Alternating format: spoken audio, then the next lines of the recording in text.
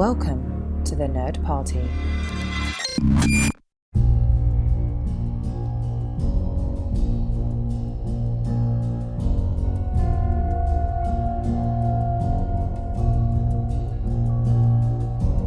Hello and welcome to a special Between Takes episode of Missing Frames. I'm your host, Shawn Eastridge. Normally on Missing Frames, we watch all the movies we should have seen by this point in our lives, but every so often we do these Between Takes episodes for filmmaker interviews, random rewatches, and really it's just an excuse to reunite the Franchyze Boyz. That's right, the Franchyze Boyz are back. We've got Brad Gullickson here. Welcome, Brad. I'm Brad, man. We got Aaron Prescott. Welcome back, Aaron. Thank you. I'm just going to be normal and say thank you. Thank you for inviting us. Thank you for thinking of us. And let's get our Batman on again. Yes. I'm Brad, man. Stop it.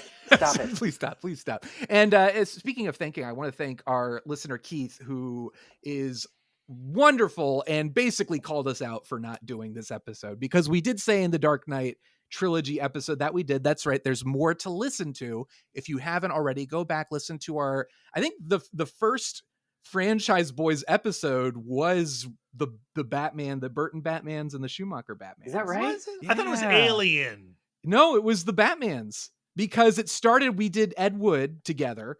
And then I said, okay, I'm ready for revisiting the Burton Batman movies because I'm notoriously antagonistic towards those films. And that's where you came around on really enjoying them. Go back and listen to that episode and please don't at me.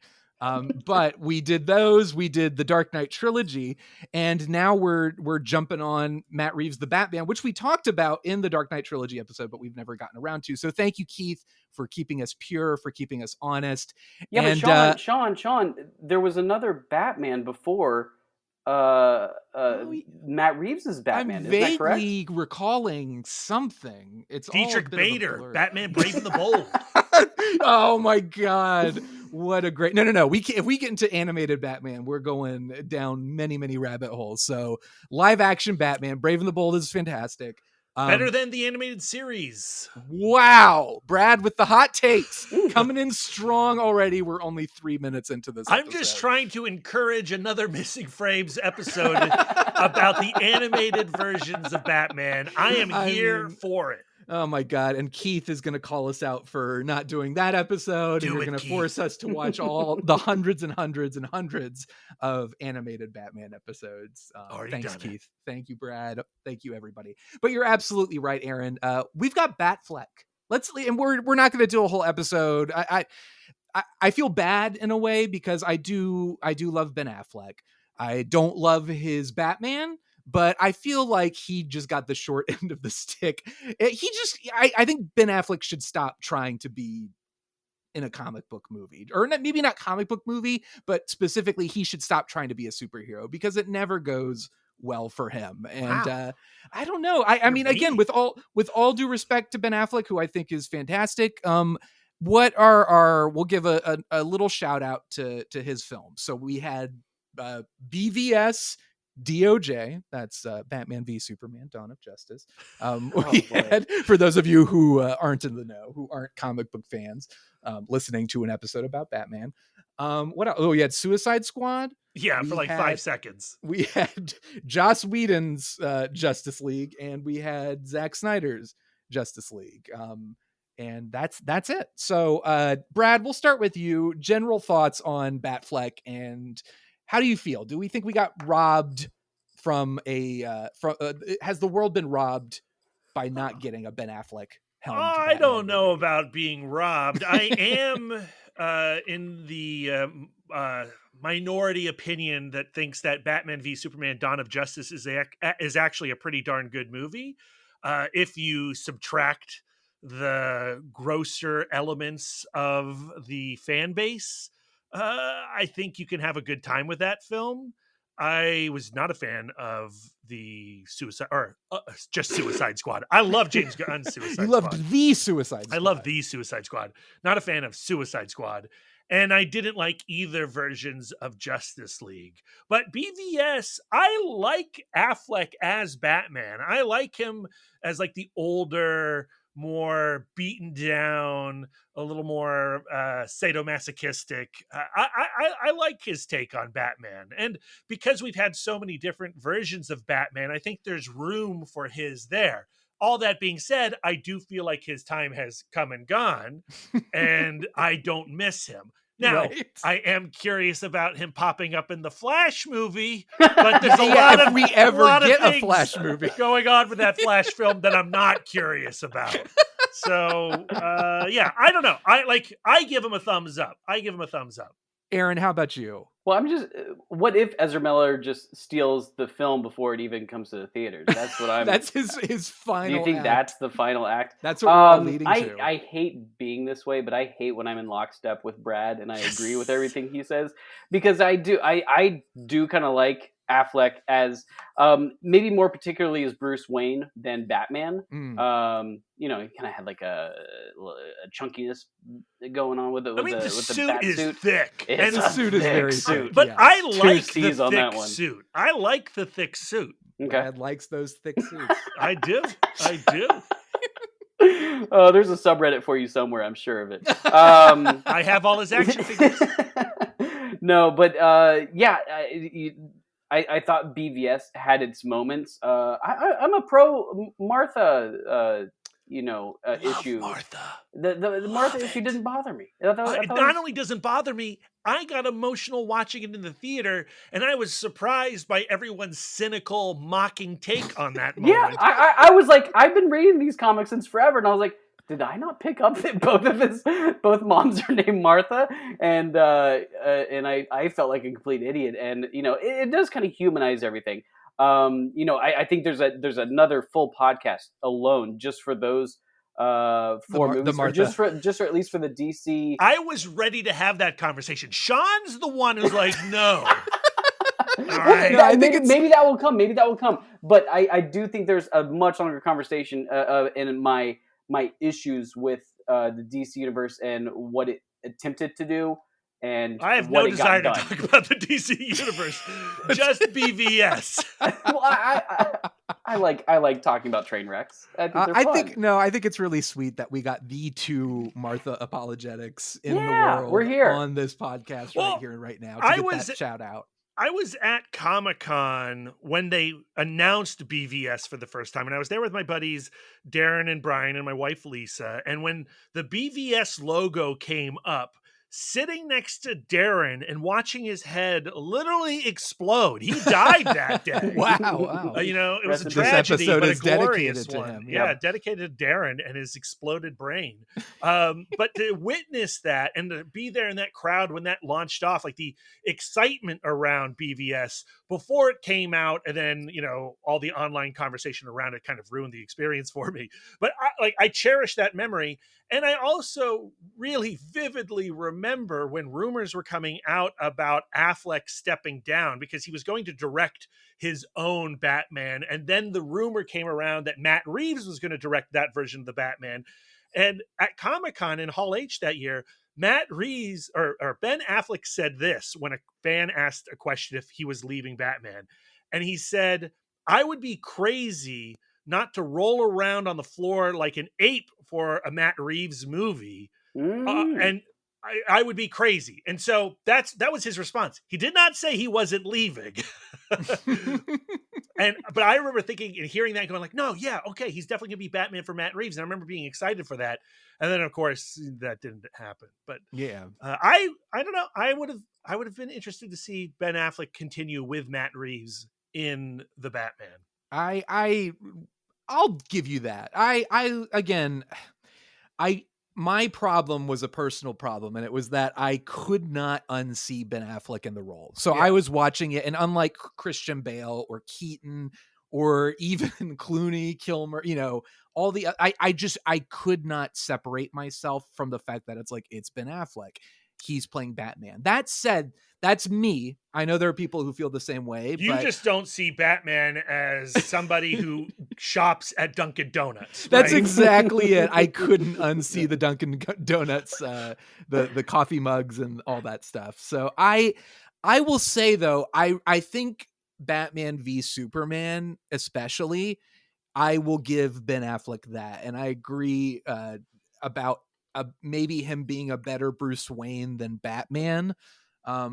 He gives it his all. Like, I don't feel the way watching him in that movie that I do watching him in Daredevil, which is I just feel embarrassed. He is real. Like, Affleck gives his all. He gives us all the Batfleck. He is there for it, and he wants to be the best possible Batman he can be. And I give him credit for that. And I think the problem is with Justice League, because he kind of just becomes the grumpy old man going, wait for me, guys, you young whippersnappers, and cracking the jokes. Even in the Snyder cut, he's kind of relegated to being like the grumpy older man, like recruiting everybody. I find him more interesting in Batman vs. Superman, that character, and what he tried to do with it. So I will give him that. I don't discredit him, or I'm like, oh my God, he's terrible. It's just, I couldn't not see him as Ben Affleck. And it never meshed for me. I never really saw him as Batman, but I was interested in a Ben Affleck directed Batman movie. And I would have liked to have seen him in a Matt Reeves Batman movie, but I don't miss him either. I don't. Yeah, I'm happy we kind of. That. Yeah, I would rather them start fresh. I just felt by that point the DC universe was kind of crumbling in on itself, and I was like, look, if the less we can connect to this and all these things being interconnected, the better. So let's just start fresh with Matt Reeves, with R-Batz, and let's get going. Do we like R-Batz or Robert Battinson more? What do you think he hates least? I mean, what do I hate the least? I guess I hate R-Batz the least. Okay. That's what I hate them both because he deserves the respect of us pronouncing his full name. That is correct. Robert Pattinson's rad. He's rad for sure. So let's just jump into that. I will, and I said this in the Dark Knight trilogy episode, but like I am a Matt Reeves fanboy. I enjoyed Cloverfield. I think his remake of Let the Right One In was shockingly good. And his Planet of the Apes movies, I think, are two of the best blockbusters this side of the Dark Knight trilogy. So where I knew Ben Affleck, I admired his talents as a film director, and I was interested in seeing that Batman movie. But once he jumped ship and Matt Reeves came on board, my interest went from kind of like, oh, okay, to being like, oh, this is going to be a must see for me. And then they cast Robert Pattinson, and I was like, that's awesome. Paul Dano, Andy Serkis, Jeffrey Wright, Zoe Kravitz, and the list, I mean, it just went on. And I was like, it was like hearing the announcements for the Dune casting, where you were just like, how is everybody in the world in this movie? Yeah, but exactly. I, as a Matt Reeves fan, I knew, and I was telling people who were not excited for, oh my God, they're doing another Batman revamp. And I was like, no, this is going to be something special. This is going to be worth the watch. But Aaron, did you feel the same way about a Matt Reeves Batman? Were you disappointed about them shifting from Ben Affleck to Matt Reeves? No, not at all. I think Matt Reeves is a fantastic director. Agreed. Cloverfield was a really fun ride. War and Dawn of the Planet of the Apes are equally fantastic. I was less enthused with Let Me In. I did like Let Me In, but I think it was because I was such like a rabid fan of Let the Right One In that I was like hesitant with liking it at the time. So I think that was my only issue with it. But I think so. Every single name that's accredited to the Batman, from cast to director to everything, I was excited for, but I think I was just initially confused because I was like, you know, we live in a post MCU world where everything is supposed to be connected and intertwined and you know, feel like it's a part of some sort of family. And you know, with it feels like nothing going right with DC. You're like, where does this fit? And then you're hearing about this other Joker movie that's being made around the same time. You're like, where does that fit? Are these connected? You know, my brain was just exploding of like, I don't know what to think of this other than I like what is going on, but like, where does it fit? And I think the best thing for me to look at it was like, It didn't have to fit. It was its own puzzle piece, and it's doing its own beautiful picture all by itself. And that's what's great about it. How about you, Brad? What did you feel about Matt Reeves taking the helm? I mean, I agree with everything you said about Matt Reeves. I was all in with Matt Reeves based on all the films that he had done. I like every single one of them to varying degrees. And then you start to hear the cast. And when I heard Robert Pattinson as Batman, I was like, that is perfect. Yes. Like, I Yes. love Yeah. that. Yes. And I didn't have like any issue with like, oh, how does it connect to blah, blah, blah. Like, I actually think this was, so far the best period of DC movies when they stopped trying to make their MCU, when they suddenly said like, okay, well, there's a Joker movie. It's doing its own Joker thing. The Suicide Squad's doing its own thing. Mm-hmm. Batman's doing its own thing. And then, Aquaman's over here and Wonder Woman 1984 is over there. And I had no problem with that because they proved that they couldn't do the connected universe. And whenever they did their own like solid movies hanging out in their own corner, I liked all of those movies. Mm-hmm. And what the weird thing that happened with the Batman is the closer we got to the release and as the trailers came out, I watched the trailers and I wasn't really in love with any of them. And the more I saw of the Batman leading up to its release, the less excited about it I became. And it really wasn't until I was almost done with the movie on the first watch that I understood how I felt about it. And I was surprised at how confused I was regarding my own The Batman emotions until the movie was nearly done. Well, you were the first. You were the first to see it, so I think it's only fair that you are the first to give your official summary, your review summary. So go for it. Well, long story short, I love the Batman. I think that I could only fall more and more in love with the Batman the more and more I watch it. I'm not ready to put it above some of my more nostalgic favorite Batman stories, but give it time. Give it time. Yes, I did get to watch it at a press screening here in DC. Humble brag. And when I was watching it, there was things in it early on that I was really digging. Like I love the narration in the beginning. I love that opening scene. Mm-hmm. As the film progressed, and I was also like all in for a 3-hour Batman movie. Like, hell yeah! If anyone's like, Brad, we got a 3-hour comic book movie, I'm like, can you make it 4 hours? Can you make it 5 hours? Like if as long as I'm digging the vibe, the characters, the look, I don't care how long it is. I know Aaron is like, give me a 70-minute movie and nothing longer, but give me a 6-hour Batman one sit and I am there. I will not leave to pee. So he'll just pee. There will be a strange smell, by the way. There will be. Yeah, Don't I've got a whole system. There's tubes. Don't worry about it.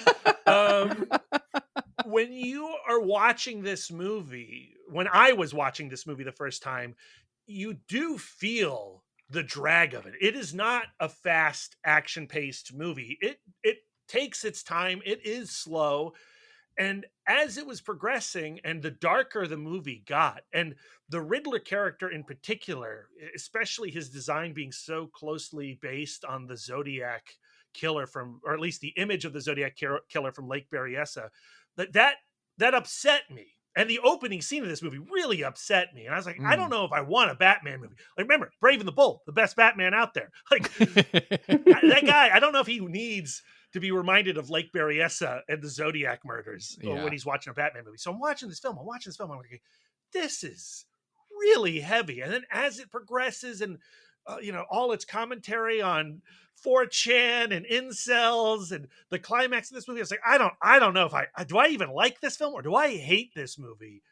And then we get to the ending, and I don't know if we really want to talk about that ending, but the revelation that Bruce Wayne has at the very, very end of this film validated the entire experience of getting to that moment. And I left that theater emotionally wrung out. I was crying at the end of that first watch.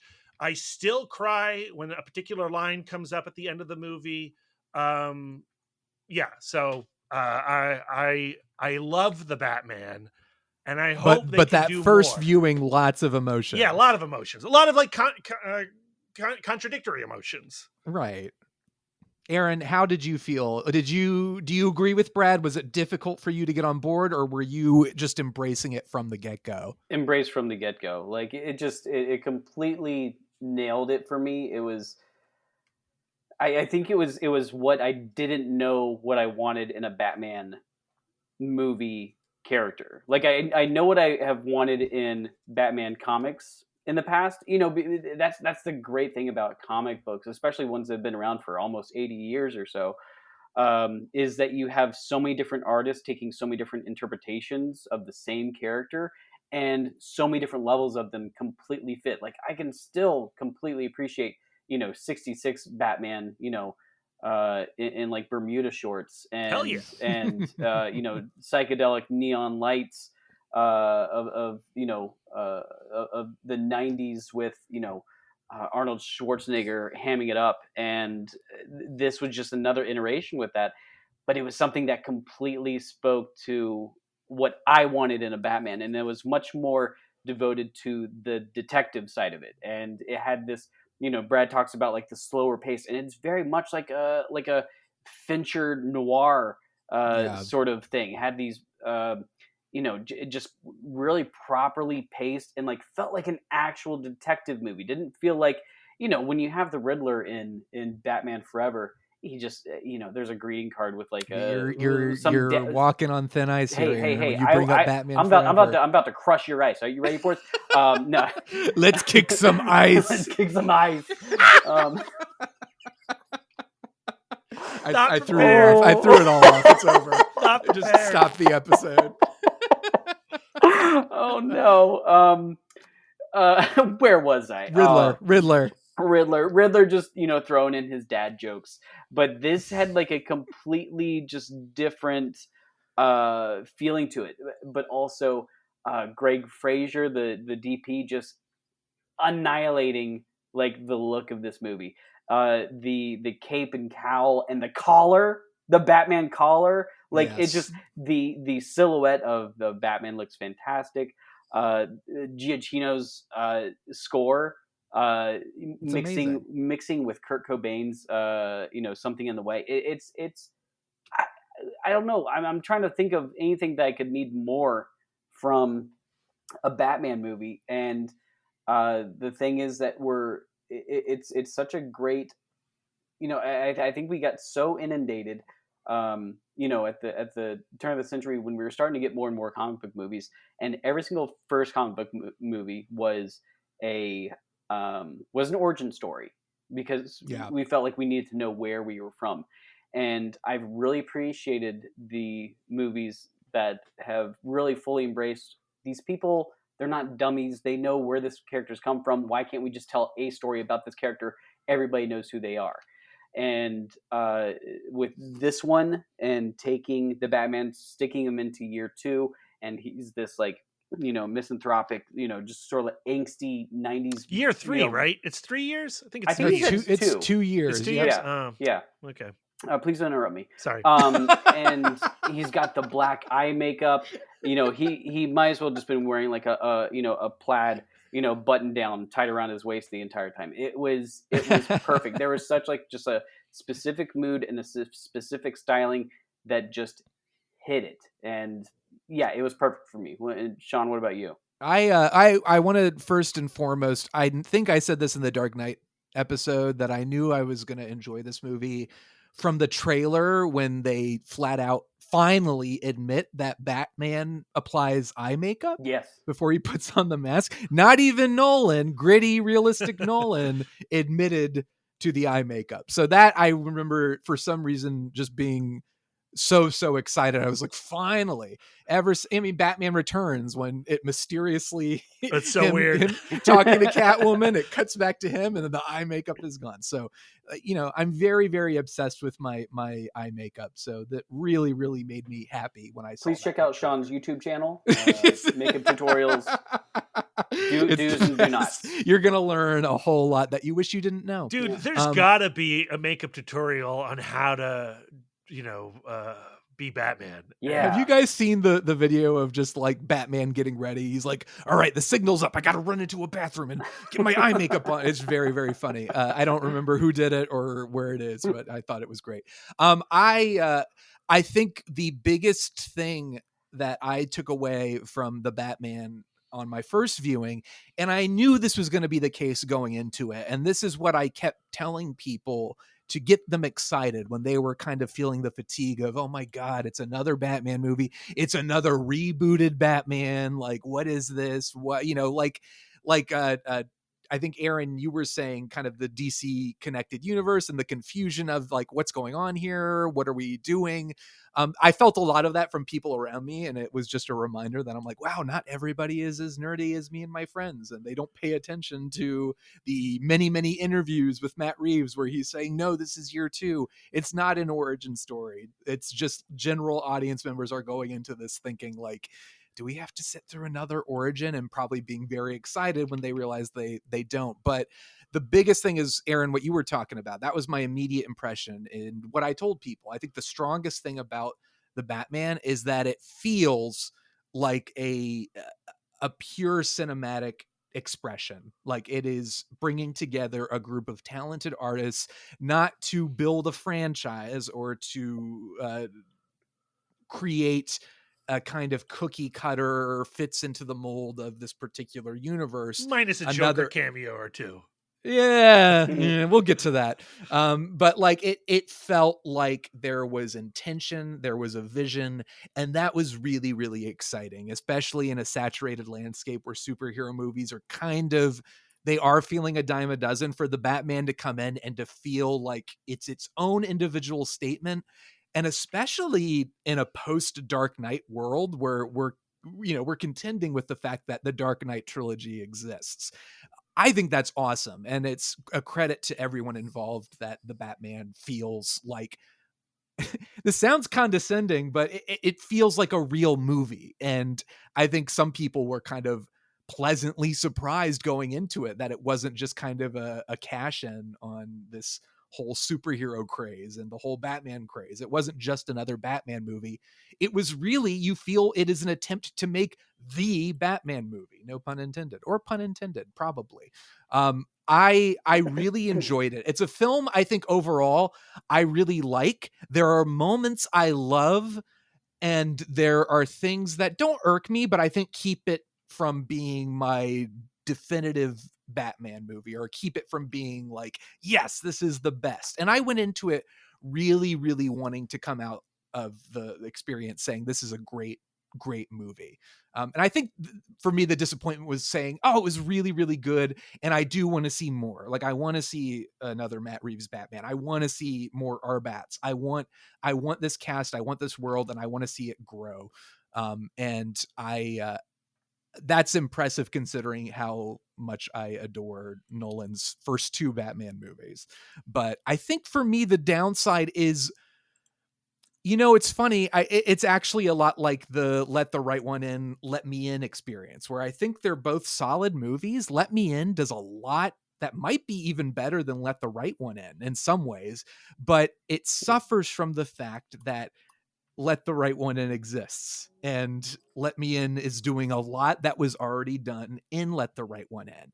And I think that's what holds me back from really, really loving the Batman. As I sit there and I watch it and I say, I've seen a lot of this already. I've seen a lot of this in other Batman movies, and it doesn't feel as fresh as I'd want it to. And I think that's what I would hope for a sequel, in the same way that superhero sequels like Spider-Man 2 or Batman Returns or X-Men 2 really allowed the filmmakers involved to step out of the studio mandates and bring their own vision to it. Like, I want to see Matt Reeves go a little bit crazier with the sequel. The way that like Schumacher was able to do that with Batman and Robin, and Burton was able to do that with Batman Let's Returns. get some more neon and flashing lights in this, and let's get some Smashing Pumpkins on the soundtrack. Yeah. Please. Do you like Thor Love and Thunder more than Ragnarok? I haven't seen Love and Thunder. Oh, okay. So, Never mind. I don't know. I can't tell you. Right. I don't know if I will. I just think it's interesting. You want to see the creator unchained, But I feel like when that happens, a lot of people feel like, then put that chain back on. Well, that's how I felt about Wonder Woman 84, which Yeah. I think we have. Are you an apologetic for that, Brad? I am. I'm an Yeah. apologist for all of those cases. I am the guy who likes the chain off. I prefer He Thor: wants the Love and chain Thunder. off. I think the examples I did mention, and I hope you appreciate that I shouted out Batman Returns, even though I don't like that movie. It is very much a knife and a twist. I don't like when he does that. It makes me not want to come back on this podcast. You brought Batman Forever in here, so I had to. But Batman Returns is unmistakably a Tim Burton movie. It is the most. It is, it feels at home in his filmography, where not that Batman 89 doesn't, but Batman Returns is absolutely Tim Burton. But to what you were saying about the filmmaker being unleashed, really what you're talking about is the leap from The Dark Knight from Batman Begins, right? Yes, exactly. Yeah, and you think Matt Reeves could do that in a way that Schumacher didn't or Burton didn't, in your opinion? Well, but Burton did. He made a Tim Burton movie, but not for the better, in your not opinion. for the better, in my opinion. But it is for better and worse, it is a Tim Burton movie. What I want is Matt Reeves. I think there was a sense of maybe nervousness from him and Robert Pattinson. You see it in a lot of Robert Pattinson's interviews where he's just like, Robert Pattinson, man. Look, I love Robert Pattinson. Like, I was the one, like, don't you dare attack my R-Batz. Like, if you've only seen Twilight, which I know is the only movie you're basing your little negative comments on, like, if you've only seen that, you don't know what you're in for. Like, this is going to be something really special. So I love me some R-Batz. He's fantastic. And you could tell he was very much like, is there going to be a Batman 2? And he'd be like, well, I hope people like this one. There's a bit of nervousness. And I feel like Matt Reeves contractually obliged to be that nervous. Yeah, I think so. And Matt Reeves, there's a lot in this movie. Like, it's a 3-hour movie. There's almost too much in this movie. But at the same time, like I said, it feels familiar. Like we're kind of treading water thematically a little bit. And, even visually, no offense, I think this is a fantastic film. I think it's stunning in some respects, but I think I want to see them get a little looser. I want to see, okay, Matt Reeves, I get like that you're kind of doing the Batman, but I want to see something a little bit more with its own stamp. Like Dawn of the Planet of the Apes and War for the Planet of the Apes feel like a filmmaker who has something very, very interesting to say about that franchise. But also, Planet of the Apes was a relatively, not simplistic, but like there was some room to go like a little bit deeper and a little bit darker with Planet of the Apes that may not be afforded to Batman because we've seen some pretty definitive versions of this character. So I don't envy Matt Reeves having to one up himself and also compete with movies like The Dark Knight in the process. But I would really like to see something that it's not that the movie plays it safe. I just want to see something a little bit more with its own stamp. Does that make sense? Am I being a little too harsh? I understand what you're saying about your opinion, and that is a valid one. Okay. I do think that the Batman does something that no other Batman film has done before. I do think that visually, while I enjoy a lot of the aesthetic of this film, it owes a lot to the David Fincher palette. I think there's a tremendous amount of Seven in this movie, and that's I don't think I'm a genius for pointing that out. I think every person who's ever reviewed this movie has pointed that out. And so there is a familiarity with the aesthetic, but narratively and emotionally and character-wise, I think this film does something incredibly unique, to the point where I am nervous about a sequel, because a sequel has to portray a Batman that is very different from the Batman that we got for 2 hours and 45 minutes of this movie. Right. And do people in the audience want that new Batman, the Batman with a new perspective on what his mission in Gotham is? Or do they want the Batman that was tumbling into self-loathing and despair that you see in 2 hours and 45 minutes of this movie? I completely agree with you, because I think, I guess to kind of get back to a little bit of the story, one of the things that I thought worked extremely well, maybe as sort of like a just like a little character piece, was Batman returning to the Iceberg Lounge, and he does this 4 different times, and each time is different, and each time it evolves the character, and I think that's what makes this movie completely special.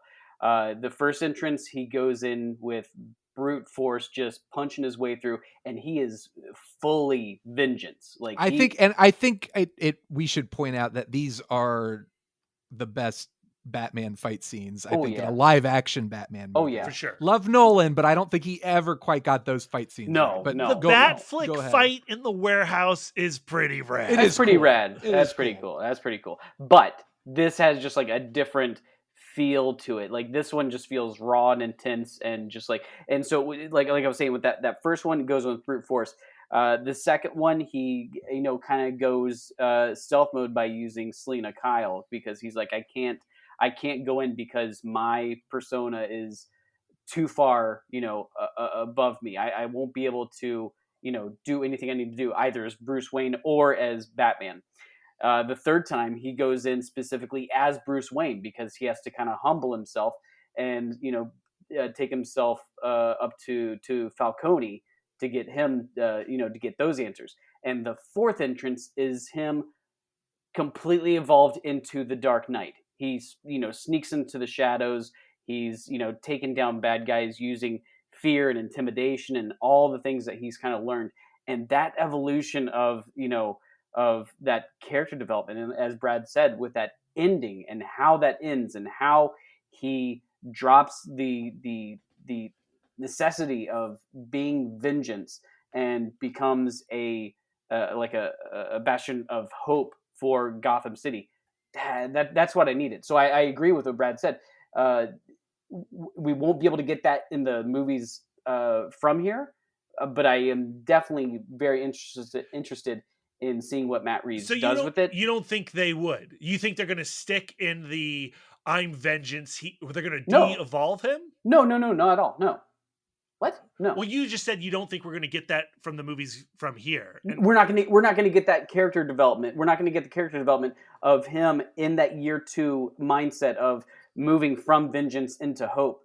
And so now we have a more not hopeful Batman, but he's now the he's married to Gotham now. He's the symbol. Yes. Like, he knows he has to be, and that's what I'm saying. We're not going to get that character arc in these further ones. Will they be able to? Will I be able to embrace the character of Matt Reeves' Batman in these sequels? I mean, but that's looking further on. We're focused it's so on this interesting because the campaign around this movie was that line of like, I'm vengeance. Yeah. And it's so cool looking in a trailer, and you're like, yeah, metal, yeah. Well, it's also, but like, that's something that Batman has said. Like, it is a Batman quote. And you think about Batman quote. Best version of that quote in the Bruce Timm Batman the Animated Series, Kevin Conroy saying, I am vengeance, I am the night. Like, it's so good. But then to use that, and so to show that off in the very start of this movie, when he says, like, I'm vengeance, and then there's the person who's been mugged looking up at vengeance and going, like, I don't want anything to do with that monster. And then the way that the word vengeance is repeated over and over and over through it, and the way that Selena Kyle mocks Batman by calling him Mr. Vengeance. And it's so good that when he finally gets to the end and he sees what being a symbol of vengeance has done and how it has inspired the Riddler and the Riddler's army, and him realizing, going like, I have had an effect on Gotham. I've had a terrible effect on Gotham. I got to be the opposite of what I have been. I need to become more, I need to be hope. People need hope. And that moment is just like, damn, yes, that's Batman. Yeah, it's great. It's great. I love that. And I think where I struggle to connect, not emotionally, I connect to R-Batz, and I love his performance, and I love him in the movie. I think it's maybe it's because he's so grim and emo through the movie, and it's kind of one note to me, especially as Bruce Wayne. Just like there were moments where I was thinking to myself, if anyone is trying to put 2 and 2 together and figure out who Batman is, I mean, look at the guy with the John Connor haircut who looks about as deadly grim as Batman does on a regular Bruce basis. Wayne, especially in this period, is one note. Like that's the point. Yeah, is he's that one note. He's a kid. He's trapped in a moment of time because of trauma, and this movie is his education and his evolution away from, well, not away from, but dealing and managing that trauma. Yeah, I get that. And I like a more traumatized Batman. Like for me, Christian Bale's portrayal is like the definitive one. Like I think the stumble was The Dark Knight Rises when Nolan was saying, no, Bruce Wayne has his life together and he has thought this through and he wants to pass the mantle on. Whereas I was like, no, wait. Bruce Wayne is traumatized and obsessed with being Batman and can't give it up because he's kind of a broken person. So the fact that that is first and foremost in the Batman is great. And I love seeing a Batman that's uncertain going on that journey and discovering what the importance of his role within the city, that it's not just about beating people bloody. It's about protecting people and being there to help and inspiring people. I think it's great. I think even though I don't want an origin story, I don't want to see it again. I don't want to see the parents killed again. I don't want to see him decide to be the Bat. There was stuff in here where I couldn't help thinking to myself, like, but why did he choose to be? I know this is stuff that we know as an audience, that I know as a fan of Batman, but as trying to get into the mindset of this version of the character, Batman Begins did such a great job of explaining who Bruce was, why he does what he does, why the But Bat. We don't need that question answered. Well, that's right? what I'm saying. I'm saying all this with, like, I get that. I know that people are saying but you don't want to see that again. But now you're saying you do want to say that again. And I am just a walking contradiction. But there was a part of me that felt like I was like, in this deadly serious movie, this guy is dressing up like a bat and solving crimes. And there was just a little bit, I just wanted a little bit more explanation. It's the premise, Sean. You can't reject the premise. Even it could have just been in the voiceover of the opening with him saying, "I took on the mantle of the Bat because the Bat is the creature of darkness." There was a part of me that complaints. No. I'm telling you, like, it is. I get that it's contradictory, but to say I don't want another origin, but I don't feel like I understand why he decided to be Batman. But I do kind of feel that way. I feel like you can kind of get that from what the main crux of the story, or of what the Riddler is trying to get out, is the sins of the father and this relationship that his, and the relationship that us as an audience member has had with Thomas Wayne for the entirety of every Batman movie and thing that has come out, is that Thomas Wayne is this like upstanding, godlike citizen of Gotham, and to have that whole image humbled and to be challenged and to be shown a different side of somebody, I think kind of shows the path of Batman himself and why he would choose to do that when he and then kind of how he questions and his anger and everything that goes through that. I think one of the things that I really liked, and I wish they had a little more time with it, but I think they probably spent just the right amount of time with it, was the relationship between Bruce and Alfred. First off, it's Andy Serkis, so I mean, you could always use more Andy Serkis on the screen, but this sort of stand-in father figure that Alfred is handling, and Bruce is just pushing away each time, and it's like it's not it's not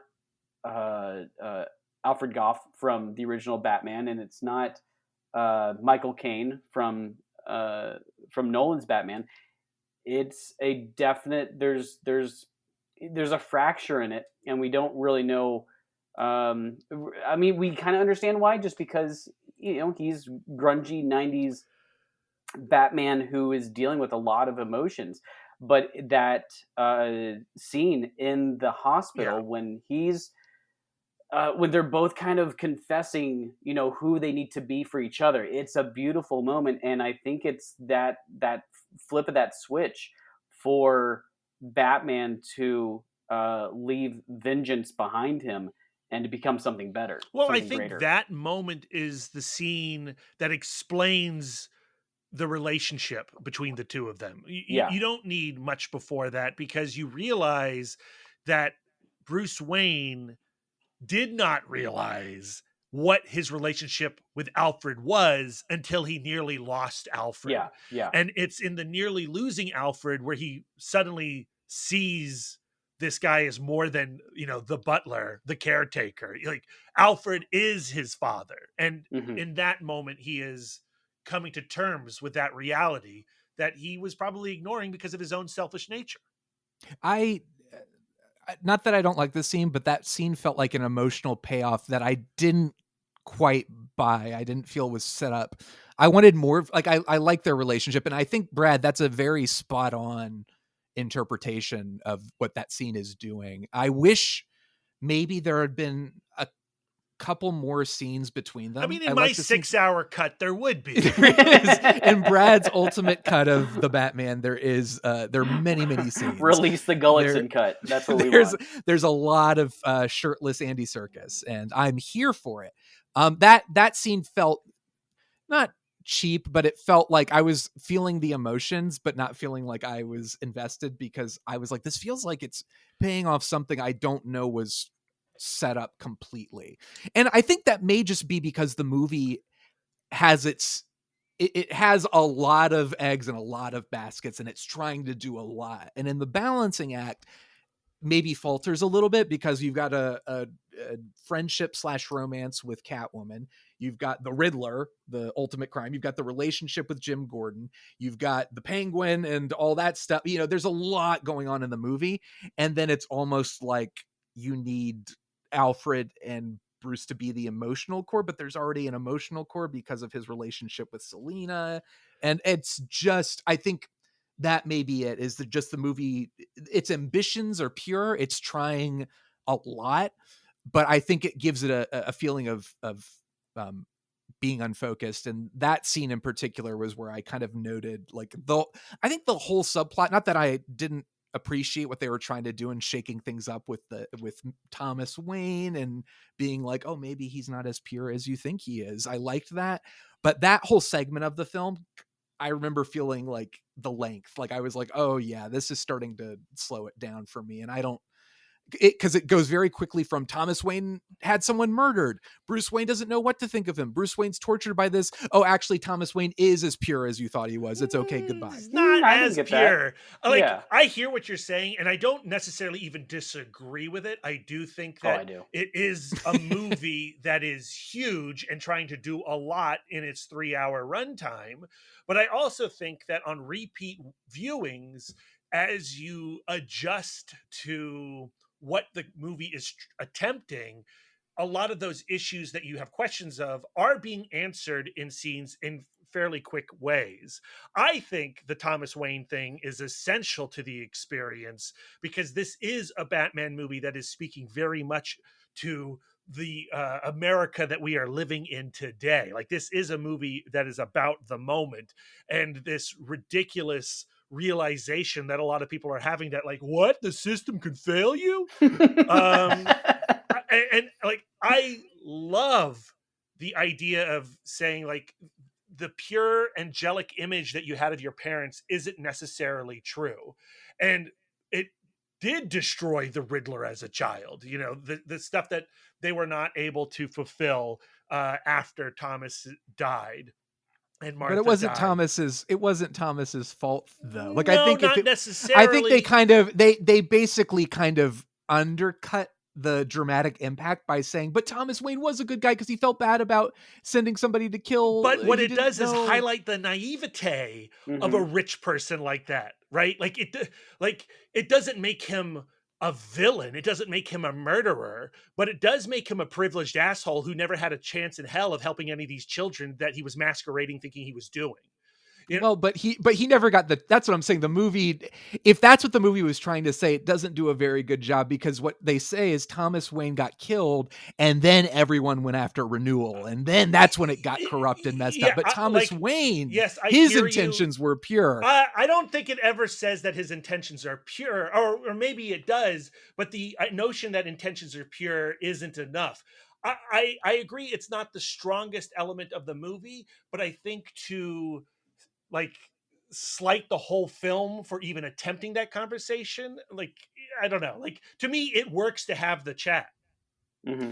Yeah, I'm not slighting the film for it. I'm saying it feels convoluted, and I don't think it lands the beats if that's what it's going for. I don't know. I feel like for me, my beats were landed. Yeah, you were beat. You were beat. I was beat by the end of it. How do we feel about the different elements and the different stories talking about? Again, it's a 3-hour movie, and I will say this is the third. I just watched it again. It's the third time I've watched it, and I don't. Even though I was complaining about this particular plot line, I don't really ever feel the length of the movie. I do think, even though it's a little bit slower and a little bit it is less action heavy than maybe you would expect from a big superhero blockbuster, I don't feel bored by it at all. And that's pretty impressive considering how long it is and how much the movie is doing. But this, I feel, is the first time we've seen a really, because again, sorry everybody, but Dark Knight Rises is not my jam. And I felt this is the first time I saw the Selina Batman relationship portrayed the way I would have since Batman Returns. I agree. Sure, Aaron.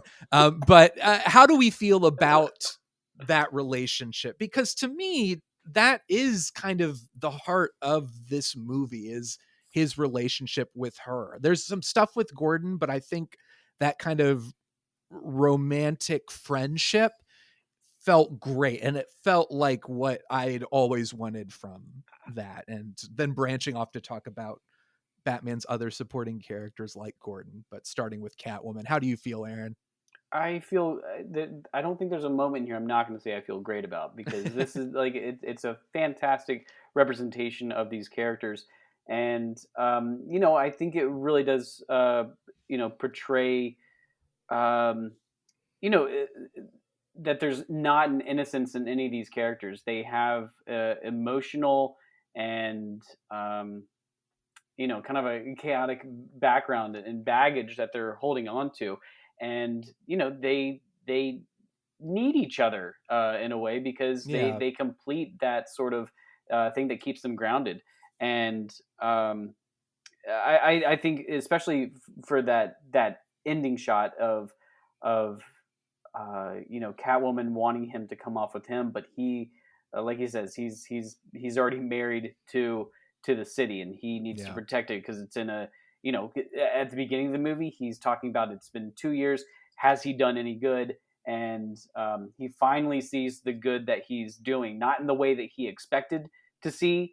And so I think he knows that he needs to take it into a new trajectory. And I think that, she does too. I think she's in a place where she needs to move on, because she had a really great character arc, and I love her having that relationship with Falcone. And I'm not sure within the comics if that is that. Yeah, it's pretty comics accurate. Is it? I wasn't. Is sure. it really? She was Falcone's daughter in the comics? I heavily implied in Dark Victory and When in Rome. Okay, those Dark Victory, I'm not as familiar with. Not necessarily in canon outside of those. Gotcha.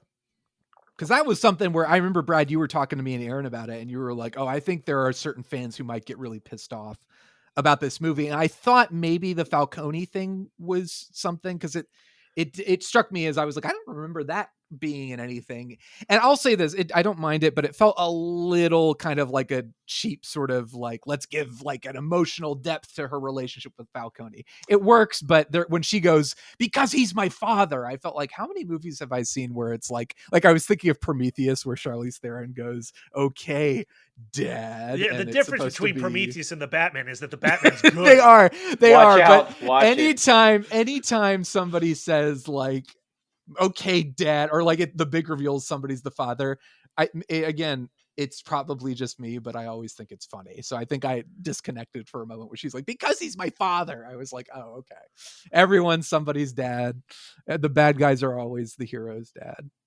I don't know. Like, I think that if any element of this film didn't get as much treatment as I would have liked, it was their relationship. Yeah, agreed. I do like everything that we see in the movie for the most part, and I don't know if I would say that I see romantic tension between the two, but sexual tension is certainly present.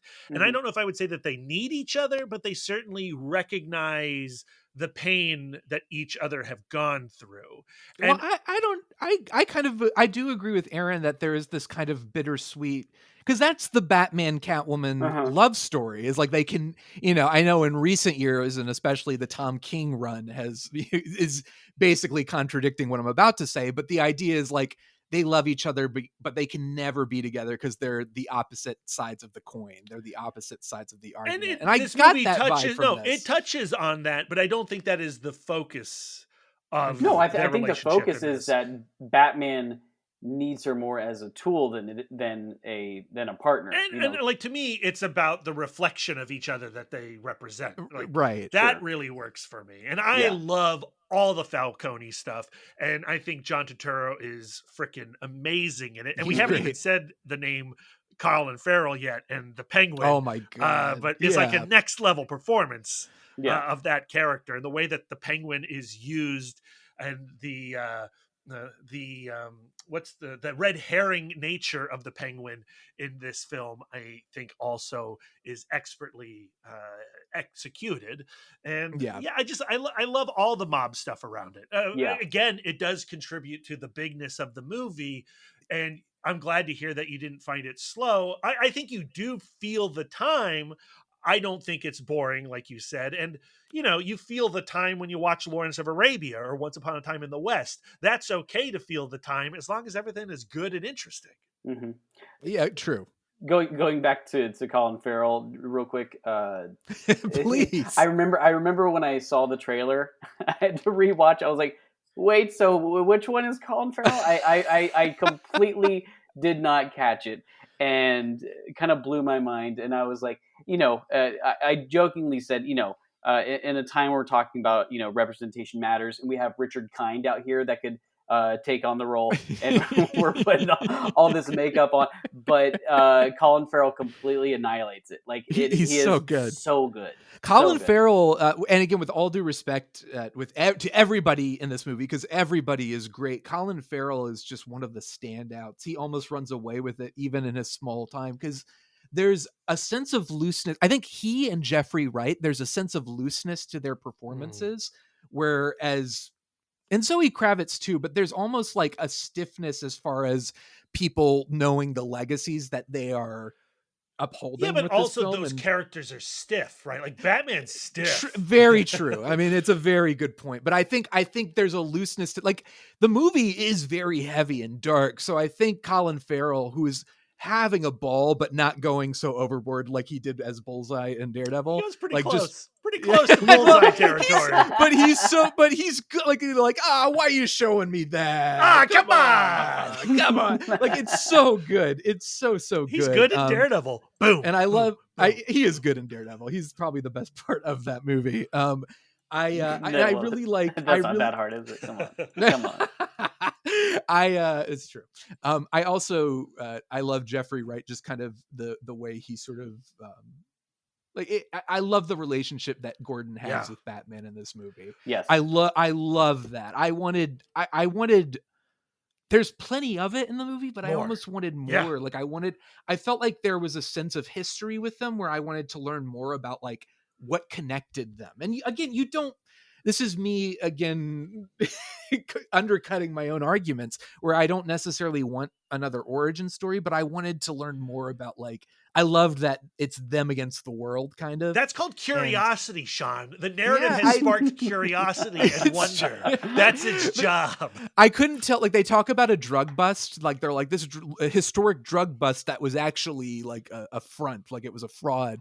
And I was like, okay, so did Batman help with that? Like, is that kind of how they bonded? And I love just the way Jeffrey Wright's like, come on, man, I don't even know who you are. There's a great the friendship feels very sincere and real. Yeah. I love that awesome so much. is the first time Batman just rolls up in the crime scene in the It's beginning. so good. It's so good. It's so weird because you're like, oh, okay, in this version of Batman, this is like the animated series Batman or the comic book Batman, where Batman's just interacting with the cops and the cops are like, this is weird, we don't like Every it. cop's just giving him a dirty look. It's so like, good. Oh, that scene so is good. brilliant.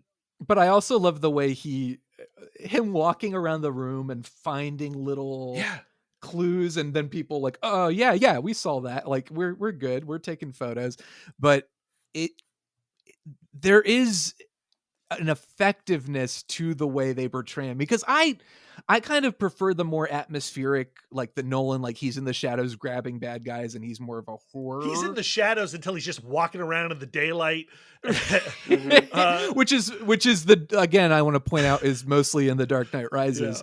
But it's funny, there's something about the live action version of that feels weird to me, because again, the movie is very serious, so it's like, all right, here's the guy dressed in a bat suit in a very serious crime scene. But like that oddity, that's the oddity that we should be feeling as an audience, because... And they do address that. Like the cops are like, who is this weirdo? Who's this freak? And things like that. So it's not like it's something where the movie just ignores it. The movie does head on address like this. Yeah, this is kind of a weird thing. Yes, I agree. I agree. All right, great. So I other than, okay, Colin Farrell's amazing. Jeffrey Wright's amazing. Zoe Kravitz is amazing. We haven't talked about Paul Dano. How do we feel about Paul Dano's Riddler? I know, Brad, you were very unsettled by it. Do we feel, and this is a very unique interpretation of the Riddler, because the Riddler, we've got Batman Forever, of course, a masterful turn by Jim Carrey, so masterful that Tommy Lee Jones was like, well, I'll just do that instead of being Two-Face. And in the comics, he's a little bit more quirky, I think, like, not as, in recent I don't want to say not as years, deadly, but they've really tried to enhance his sinister nature. Quality. Like, I think Scott Snyder in Zero Year did a great job of really revealing what a threat Riddler can be. And then Tom King in the War of Jokes and Riddles. Tom King just dropped an issue with Mitch Gerads called The Riddler One Bad Day, and it might be the best Riddler comic I've ever read. And in that one, he is psychotic. I feel like Tom King and Mitch Gerads watched The Batman and they're like, yeah, we could crank this dude up to 11. And so if you haven't read that comic book, I would highly recommend it. I think it's a really upsetting portrayal of the Riddler that made me very uncomfortable. And I was legit scared the first time he just appeared in the shadows in that person's home. That's so good. And that murder, like, hey, everyone, let's come and watch a Batman movie. Yeah, bring the whole family. It's family. the big superhero movie. This guy's going to beat this dude to death with this axe thing or the carpet tool. Really savage and unsettling. I love Paul Dano, his face when they get him in the cafe. Yeah. But they like the expression, the rage in his face as they're handcuffing him, and the way it shifts to like, oh, there's my guy when he sees Batman on the other side of the window is so good. And Paul Dano is great. Such Paul a Dano he has a punchable face, and it's just it fits perfectly for a type of character that's kind of like, incel. I want to say on the record, I would never dream of punching Paul Dano. I love him no? so much. No. Aaron wants to punch Paul Dano. Yeah. Let's put that out. I'll buy a ticket. When you come out of There Will Be Blood, you kind of fair. Okay. a hatred to that guy. And it took a long time for me not to hold There Will Be Blood against the human known as Paul Dano. Yeah. I do want to say I think Paul Dano's great in the movie. I did, again, as far as like one of the things that held it back for me is the cell phone videos and filming himself, and even the like in some ways there's some Heath Ledger Joker there where I'm just like, okay, I've seen this already. I've seen you have not the Joker torturing somebody on the news station. 4chan Yeah. Riddler. No, I haven't seen that. The way that it evolves by the end of this, where it does kind of have like a similar like kind of scheme as the Dark Knight, and where you have this crescendo of this final like, you know, I think as a movie in total and as a character arc, I feel like, you know, you kind of have a complete movie even up until when we capture the Riddler, and then all of a sudden, you know, the bombs go off and this flood happens. That kind of feels like that fairy situation that happens in the Dark Knight. Yeah, but done better. Yes, those are the words I was looking for. Yes. I don't know if I would agree that it was done better, but I agree. It's okay to disagree. I agree that it feels the same. Yes. Yeah. I don't know. Like, I think the Riddler utilizing, you know, this sort of, you know, fake news era sort of, you know, rampant, you know, QAnon sort of conspiracy theory, and like, you know, just gathering this sort of level of online hatred and weaponizing it. Yeah. Yes, it felt perfect, because it's just like, you're like, oh yeah, this is all the stuff that I'm seeing on the news, and it's, you know, now it's in my Batman and movie. Then tying that to Batman. Right. Yes, I did. I liked that. I got chills when the guy said, "I'm vengeance," and you realize, and Batman realizes like what it's what it's done. Like, I'm responsible for this. Yeah. Yes. You know, that is such a heartbreaking but beautiful moment in this movie, and I think that's what takes the whole Riddler plot to the next level. Like, without that, if it had just ended with like the Riddler being arrested and, you know, like, oh, you know, I just think you're my BFF and I think we're the same. That could have been a conclusion, but this conclusion is something new that we haven't gotten before. Yes, I agree with that. It does feel like one of the wholly original ideas in the movie. And it's terrifying. It is. It's really effective, and it's great. And again, I think why it's so effective is the way it speaks to Batman as a character and the journey he has in this movie. Do we like the basically fourth or fifth act climax of the seawall being blown to bits, or does it feel specifically for that that final arc for Batman? And I think especially like the, you know, we talk about Batman being in, you know, this creature of the night the whole time, and when he, you know, the final thing where he's lighting up that red flare, he gets everybody to the roof, and he's carrying people off, and you see him kind of for the first time, at least around people, in daylight, and it looks perfect, and you just have that moment where he realizes the Batman that he needs to be. That is all I needed for that whole thing to work. It's great. I would say, like, the first couple times I watched it, that's where I'm like, oh my gosh, now the city there needs to be a big major threat to the city, which is fair. I'm like, I'll give them that. They do need some sort of like, there's an apocalyptic, the seawall's collapsing. You don't need the apocalyptic thing. You need the realization that Batman caused this. Like, you need the connection of Batman to that moment. Right. Well, that's what I was going to say is this third viewing, I actually felt it as more essential than I had before. And especially, I probably one of my favorite scenes in a handful of favorite scenes from the movie is the moment where he lights up the flare and goes to help everyone out. And the shot of, again, Matt Reeves is awesome and he's great. And I think this shot proves that why this movie is better than I think people were expecting is because there is such beauty in it, and moments like that, especially visually, emotionally, the Giacchino score.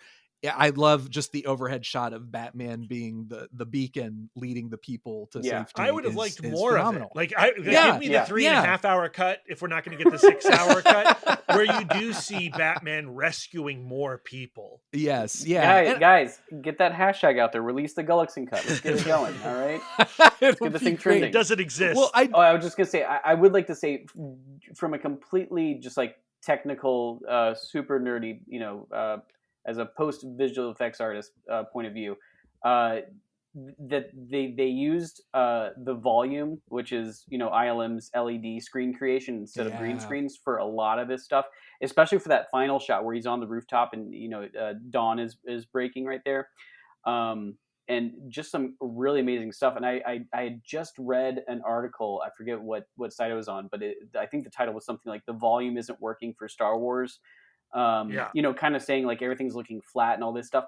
And in relation to Obi-Wan Kenobi in particular. Yeah. And to that, I have to say, it's the thing that is with no matter what visual effect you are applying something to, it is the people that you are putting behind the camera. It's execution. Greg Fraser knows how to execute a shot.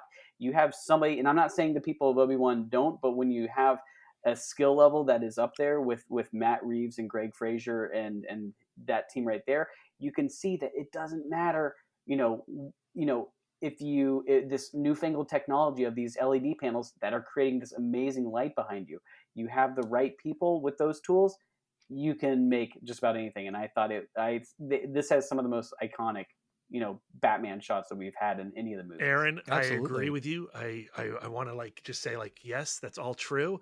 However, oh my God. My feeling is that I don't care if an effect looks good or not, honestly, as long as I can connect with it. Like when I watch King Kong, 1933, King Kong by Willis O'Brien doesn't look like a real giant gorilla, but I engage with it because I have opened up my childish imagination and I have connected with the characters and the emotions on screen. And all this complaining around Obi-Wan Kenobi, not childlike imagination. Yep. I just want to point that out. Yeah.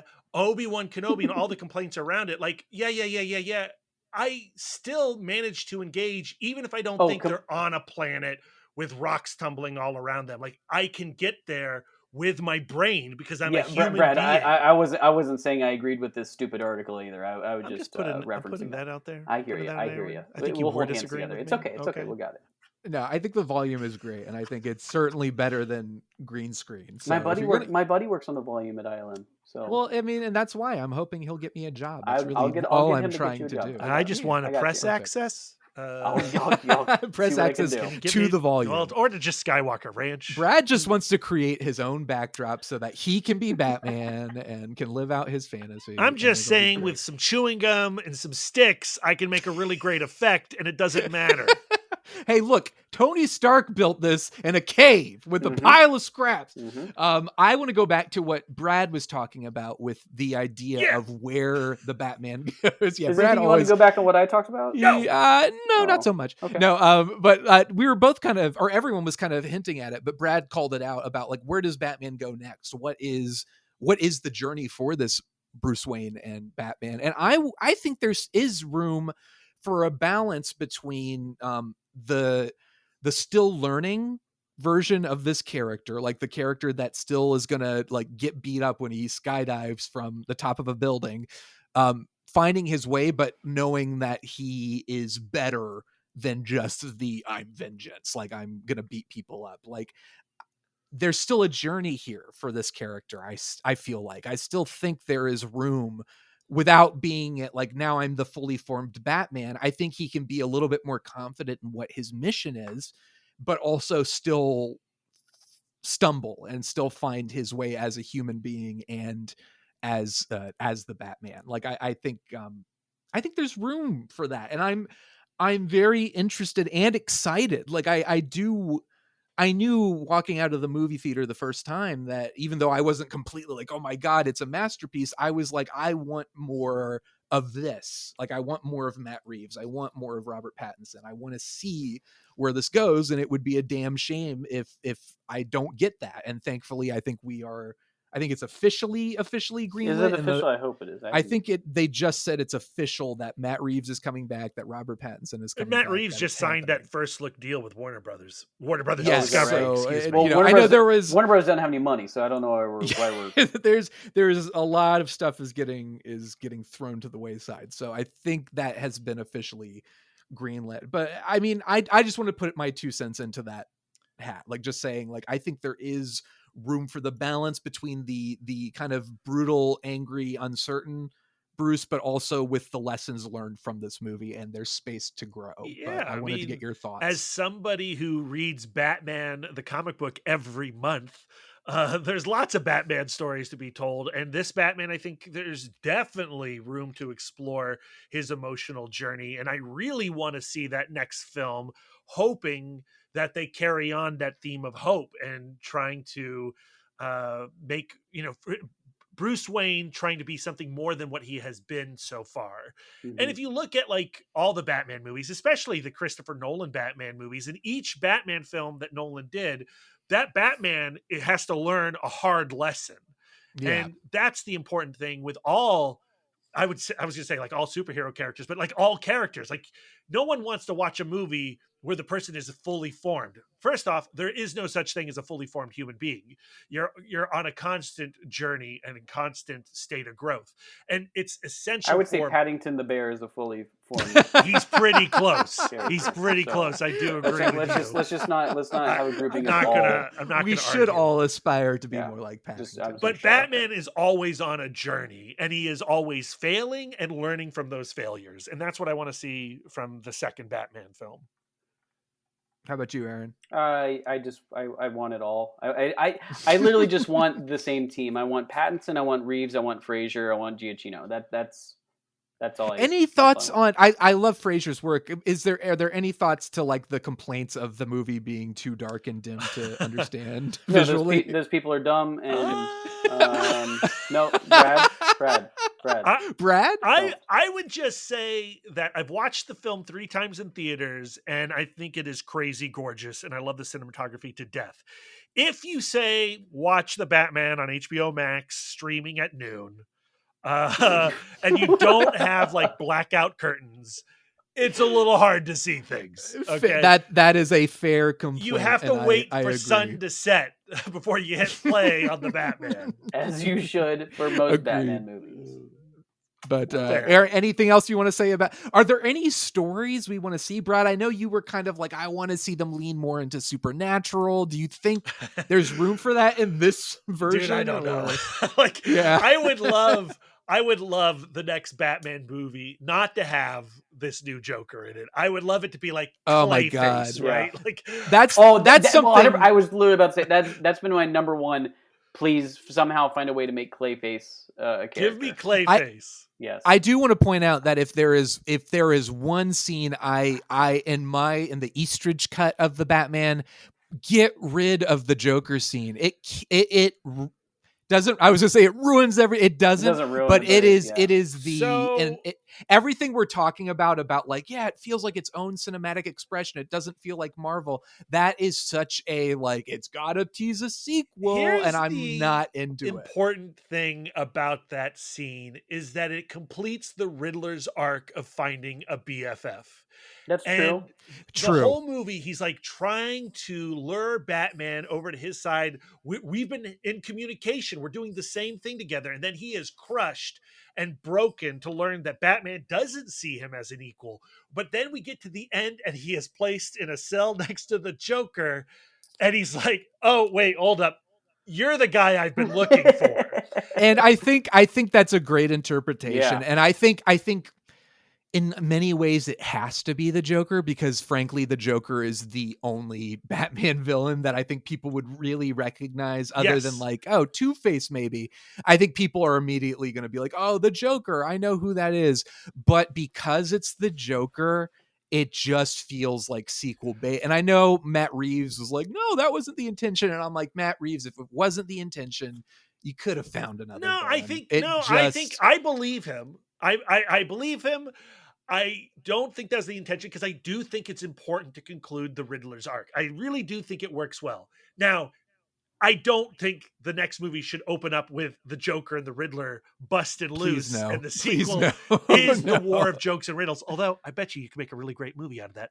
I would like to see another threat explored, and maybe we could turn the supernatural level up just a little bit. Maybe it is a Mr. Freeze type. before we get to Condiment King. But that is the end goal, is Condiment King and Crazy Quilt. Aaron, are there any Batman stories you would like to see? We've seen a whole lot. Like, this movie obviously took a lot of inspiration from things like The Long Halloween, and I know Ego was something that Reeves referenced a lot. You know what though? But, like that Ego reference, like, barely.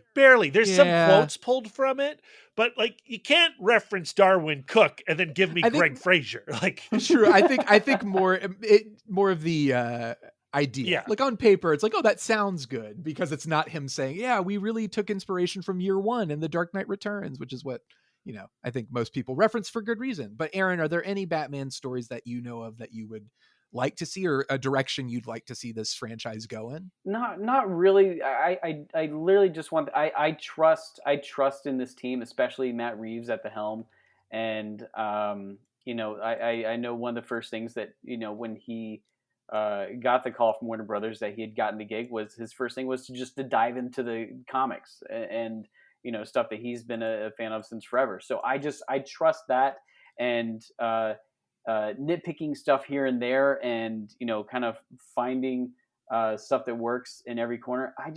I do like when a director just kind of goes weird, and I do enjoy when the chains come off, even when they when things get a little wild and a little crazy. They unleash the Ice Age. That is what I want. That's Matt Reeves directing Mr. Freeze. Yes. Yeah, bring back Arnie. There we go. Let's do it. That's Let's the hashtag. Do it. How about the Court of Owls as a sequel? Scott Snyder. See, I'm not familiar with the Court of Owls. I would love that. I would love that. A Vanity Fair interview, or maybe it's a GQ interview, where they have Robert Pattinson, Jeffrey Wright, Paul Dano, and Zoe Kravitz. And at a moment, I saw that. Yeah. Some fan writes in and references the Court of Owls, and Jeffrey Wright's like, "Oh, I haven't read that." And Paul Dano goes, "Bro, you gotta read the Court of Owls." yeah, I saw that. And Robert Pattinson's like, yeah, that would be a great sequel. Like, and it would, because I think it would also lean into the systemic problems that Gotham is born out of. And not just that, but I think so let's say this movie has ended with Batman being a bit more confident in who he is. Yeah, let's open the Court of Owls movie with him being that. And what makes, frankly, I think that story so effective is the way it like tortures that character. Yeah. Unlike any other Batman comic I've read, like there's some really good ones, but like that kind of humbles him in a way I think could be really exciting. Give me Owlman. Let's Owlman. See. Let's see. I'm into that. Court of Owls is a great suggestion. Bruce Wayne has a brother. What? What? Huh? What's happening? Any? I know they reference Hush. I think the character that Thomas Wayne. His last name is it Elliot? Yeah, like I think Thomas there's some Elliot. things there. Did they reference it? They have a headline. They reference Thomas Elliot, and they have a headline that says Hush at one point. Or if it's not a headline, it's like Riddler graffiti. The Riddler, scribbled Hush over his picture. We don't need Hush. I would agree with that. I like Hush, but I don't think it's as great as everybody. Hush is a blast, really but it is a watered down Long Halloween. Yeah, I agree completely. Mm-hmm. But so great Jim Lee art. So it's you're there for the Jim Lee art. Yeah. And I know they've talked about like Robert Pattinson and Matt Reeves have kind of been like, hey, we haven't really seen Robin done right in this kind of, but I don't really need Robin in my Batman movies, but I wouldn't be opposed to seeing what Matt Reeves and Robert Pattinson do with that character. I like the idea of having a Robin story, having a Ward story, having a healing moment for Bruce Wayne through having to take care of somebody who has gone through a tragedy similar to his own at that age. I think there's a lot you could do with it. Having not seen it done well in so many ways, I'm not ready to see it get ruined again. But I would not be opposed to it. Yeah, I'm with you. Anything else we want to say about the Batman? Any final thoughts or things that you feel need special attention that have not been called out? I think we already said it, but I just want to make it clear. I think Michael Giacchino is a genius, and I think this is a fantastic score. Anything else? You know what we haven't talked about is the Batmobile.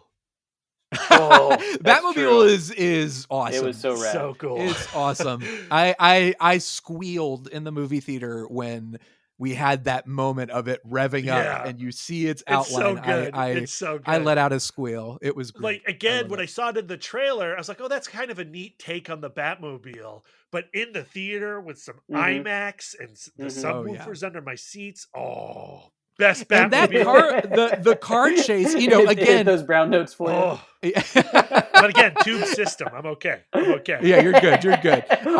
You're double tubed. Okay. Yeah, double tube, triple tube. Even as someone saying, like, I've seen the Batmobile chase in plenty of these Batman movies before. I love the way it's shot. And I love the rain. I love the lighting. I love the perspective of it because it's all kind of it's shot in close-ups in a way that makes it more chaotic. That a lot of the camera on the side of the vehicle by the wheel, and that final payoff shot of the Batmobile screeching to a halt as the Penguin's car flips in the foreground is or not the foreground, the background is incredible. Plus, you know, Batman walking towards the Penguin is a great shot. Yeah, Batmobile's awesome. I'm here for it. I want more of it. Don't love the Bat Cycle. No, I could do without the Bat Cycle. The Bat Pod spoiled us, I think. I think the Bat Pod was just too good. It's just such a throwaway vehicle at the end. You need the sidecar with Robin in it so that you can detach and go off in separate directions so you can get into the Batcopter. Oh man. Do we want to reference to Batman naming things the Bat this and the Bat that? Do we need more of that in our Batman sequel? Yeah. I want more of that. I could use more of that. I missed the Bat computer and the shark repellent bat spray. I think we could balance out the grim dark with some Adam West like humor. that's the way to do it, right? Like, so if you're going to do the sequel, I think bringing in Robin and exploring hope by being a parent to Robin. Yeah, I like that a lot. And if you read Darwin Cook's The New Frontier, and the reason that Cook gives to the brightening up of the Dark Knight, because he didn't want to be the scary figure. He wants to be the scary figure for certain people, but not everybody. And I think that would be an interesting thing to explore. The branding of Batman. I think you could bring Robin into a Court of Owls story too. And have Robin, without spoiling, because Aaron, I really think you should read Court of Owls, but have Robin have his moment to step up and become the hero in a way that could be really exciting. All right. I hope Matt Reeves, I hope R-Batz, I hope you're both listening. Take this pitch. This is a one big pitch for the sequel. You're welcome. Anything else we need to pitch or any other thoughts, final thoughts? Still want Clayface. Still want Clayface. Agreed. All right. Well, our final ratings, with 1 being the lowest and 5 being the highest. Oh man. I want to just do like Colin Farrell Penguins. I just wanted Colin Farrell. How many Colin Farrells? Because he's so good in this. How many would you give on a scale from 1 to 5? Brad, we'll start with you. I give it on my letterbox currently 4.5 Colin Farrells. Okay. And I think I just don't have that other half there because I'm afraid of recency bias. But I don't know, like just talking about this movie and having to defend it against all your terrible opinions has made me appreciate the movie even more. So it could be 5 Colin Farrells. I don't know. Okay. Aaron. Listen, this is emphasis on the in the Batman. This was my Batman. And the only thing that I think took away from this movie is that it was so unkind to Richard Kind in giving the role to Colin Farrell. So I'm not going to give it Colin Farrell's. I'm going to give it Richard Kind, who should have been in the role as the Penguin. But I too will be giving it 4.5 Richard Kinds. All right. I feel the same way talking with you guys, and also this third viewing I think was my favorite viewing. I still think, and this is I think the only review I've written this year is for the Batman, and you can read that review on Letterboxd. I still feel pretty close to that review, and I would still say 3.5 from me. That's but, like a 5 or 4.5 from a Brad. So okay, whatever helps you sleep at night, Brad. But I really admire this film. I think it's really, really solid, and I'm excited to see. I think depending on where they go next, that could change. But for me, Batman Begins is like my perfect Batman movie, and I love it so much. Sean. And I want everything to. I want everything to be that movie. So. You've opened up the rankings now. Rankings. So, do we want to just where this nestles like in your rankings? Do you want to do the full rankings? I mean, I always want to do the full rankings. All right, Brad. Well, then, Brad, we will start with you to give me time to pull up my letter. So I am struggling with how much I'm loving the Batman right now. Right now, it's super high. Like I feel like there's a. Do you want to just go into top 5? Okay, we can do 5. We'll just. I think it'll be in our top 5 and all of ours. Well, I'm just going to start talking, and it's going to stop when it's going to stop. Number 1 for me is still Batman Begins for all the reasons we talked about it in our Batman franchise episode. And then I think it is right now The Batman, and then Batman Returns, and then The Dark Knight, and then The Dark Knight Rises, and then Tim Burton's Batman, and then Batman Forever, and then Batman v Superman Dawn of Justice, and then Batman and Robin, and then I thought we were just doing 5. Suicide Squad. I just let him go. Just let him go. Did I not include the Mask of the Phantasm? The mouth just keeps on opening. We could talk and he'll keep going. Brad's gonna. Zack Snyder's Justice League is all the way at the very, very, very bottom of the pit. Aaron, what is your? And I'll leave it up to you. Top 5, or if you want to do the full. I'm going to follow the rules and just go with 5. Okay. At number 5, I've got Batman Begins. Number 4, I've got Burton's Batman. Number 3, I've got The Dark Knight. 2, Batman Returns, and number 1, The Batman. The Batman. Damn. Yeah. My ranking is probably going to piss people off. Not at first. But bear with me. You'll get ready for a table flip. Yes. So number 1, Batman Begins. Number 2, The Dark Knight.